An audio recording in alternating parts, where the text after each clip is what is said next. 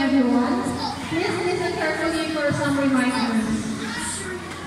Number 1, do not swim first because we have a lot of time to enjoy swimming. I know we're all excited to swim, but please let us enjoy first the program. We can go swimming after our lunch time. As we can see in the program, the swimming time is from 1 p.m. to 4 p.m. Please swim with friends. Do not allow anyone to swim alone. Swim in designated areas closely supervised or monitored. Maintain constant supervision, especially on children.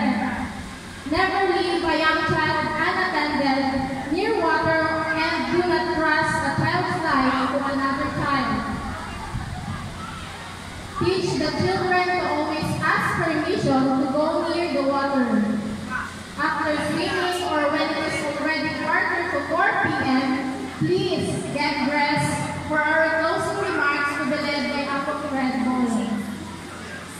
Please po, wala po sanang mag-closing na basang-basa or kakaahon lang sa pool. And wala po sanang lalapit sa ating, dito po, sa ating eating area na basa. And please use the comfort or shower room properly. During lunchtime, wait for your food on the table. May magsaserve sa bawat table. So wala na po tatayo. And then, yun lamang po, please cooperate. Maraming salamat po. For our family, for good relationships. And we praise you, Lord. In Jesus' name, Amen. In the name of the Father, and the Son, and the